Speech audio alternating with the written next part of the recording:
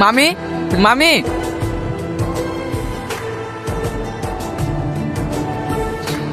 রোহন, ভালো আছো মধু? হ্যাঁ মামি, ভালো আছি। হ্যালো মামি।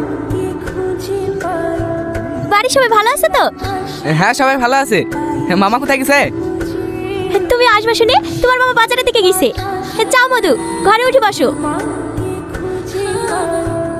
কি রে, তুই তো অনেক বড় হয়ে গেছিস।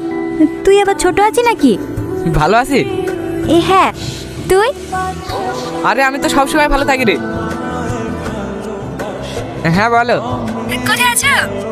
একটু মামাদের বাড়ি এসছি, বিকালেই চলে যাব। ঠিক আছে। গার্লফ্রেন্ড নাকি? আরে না না, সামাদ ভাইয়ের বউ ফোন করেছিল। অনেকদিন পর বাইরে থেকে বাড়ি এসছি তো, তাই কোথায় আছে জিজ্ঞেস করলো। তুই ঘরে গিয়ে বস গা, আমি তোর লেগে চা করে নিয়ে আসছি। আরে ওসব কিছু করতে হবে না।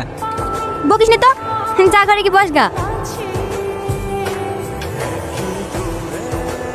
তুই ডিম খেতে ভালোবাসিস, তাই তোর জন্য 4টে ডিম নিয়ে আসলাম।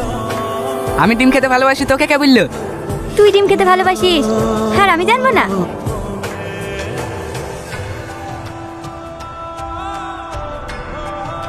তোদের গ্রামটা আগের থেকে অনেক চেঞ্জ হয়ে গেছে। তোদের বাড়িতে বেড়াতে এসে যে মাঠে ফুটবল খেলতে যেতাম না, সেখানে দেখলাম অনেক বাড়ি ঘর হয়ে গেছে।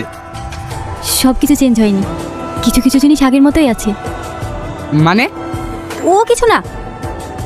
রোহন, এখন কত থাকছো তো? না মামি, বিকালে চলে যাব।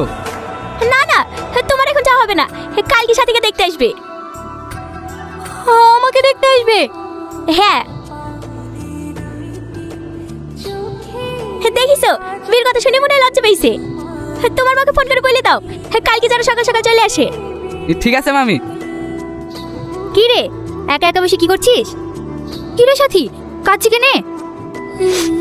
ও কিছু না, এমনি। কি হয়েছে আমাকে বল, কেউ কিছু বলিছে তোকে? না ভাবি। তাহলে তুই কাচ্ছি কেনে? আমি এমনি করবো না ভাবি, আমি একজনকে ভালোবাসি। কাকে? রোহনকে। রোহনকে? ও জানে না। কবে থেকে ভালোবাসিস? ছোটবেলা থেকে। ওকে বলবো বলবো করে আমি ভয় বলতে পারিনি। ভাবি, তুমি একটু আব্বাকে বলো না, আমি বিয়ে করবো না।